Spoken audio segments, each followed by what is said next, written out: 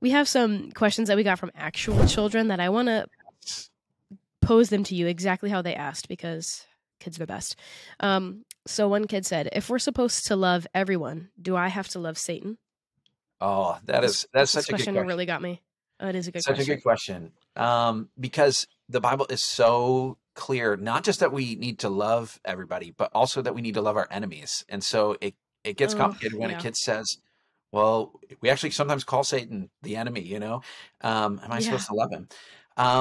And I think if I was talking to a kid, I would make the answer really simple. I say, no, you do not have to love Satan. I would say, actually, he's the one person you get to hate. The one person.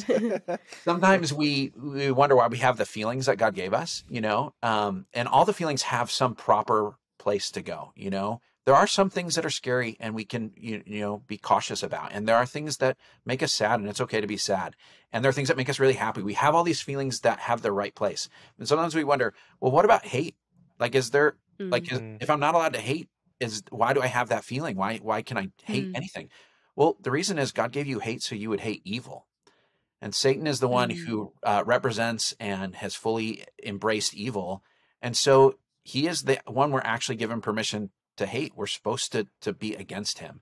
And so, no, you don't have to love Satan. That's good.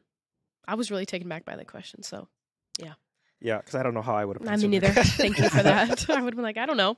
That's a good question. I don't know. Why did God make Satan? Oh, that's so good. Well, God made Satan for the same reason he made everything else, because he wanted to make a world full of good things. And I think sometimes we get confused because we think God made Satan as he is, which is evil. But God didn't make Satan originally evil. God made Satan good, one of his good creations, one of the spiritual beings who was helping God run the world. And so God made Satan because he had a good purpose for him. But Satan chose to turn against God. So God didn't make Satan to be the bad guy. He made Satan to be a good guy, but Satan chose to become a bad guy.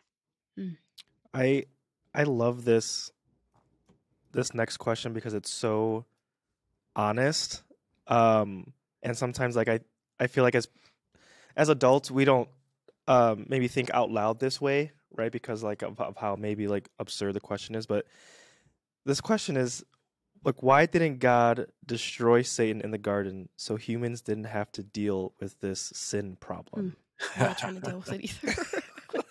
No, that would have solved some problems, it seems like, wouldn't it? Right. This is a tricky one. This is a tricky one. Because it's really the whole question of why did God make a world at all that had the possibility of sin or pain or evil and all that stuff. Yeah. And that's a hard question for anybody to answer. So I really think there are kind of two answers that I would try to communicate to a kid. And the first one is that bigger picture question. Why did God make a world where there were bad things? And the simple answer is this: God made a world where it was possible for us to choose either to love or not to love God, to choose whether to do the right thing or the wrong thing. And God doesn't want us to just sort of automatically have to do the right thing, because then it's not actually the right thing. So on my phone, I can ask Siri to give me a compliment, and Siri is programmed to give these witty compliments to me. But I don't take that very seriously. Siri's compliments don't make me feel good about myself. They don't feel meaningful to me because I know Siri had no choice but to give me that compliment. God isn't interested in that from us. He doesn't want to just say, you have to love me just because. He wants us to want to do what's right and love him. And so God made a world where there were choices between good and evil, sin and following God. And so Satan was given that choice. And then humans were given that choice. And the truth is, even if God got rid of Satan before that serpent came to Adam and Eve, if he stopped them, we would still have to face the choice, and we would still have some form of temptation. There would still be some decision to either do the right thing or not. So at one level, that's why. Satan or no Satan, there would still be the possibility of bad things in the world. The more specific answer is this. God actually did do something to stop Satan. He actually put some guards in that garden, some people who are there to protect the garden and keep out all evil things. And you know who that was? Yeah. Adam and Eve.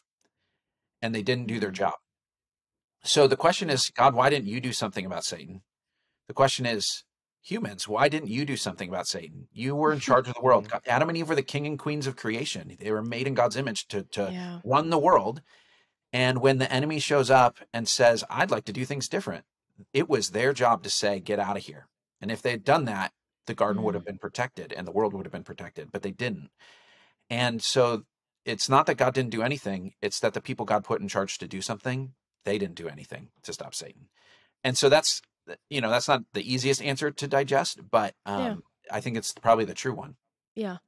And I think like Adam and Eve were given the instruction. They weren't just like supposed to figure it out on their own. He told them specifically what to do and what not to do. And they still chose not to. We talked about in our first episode, we actually talked with Randy Isola about the spiritual development of a child.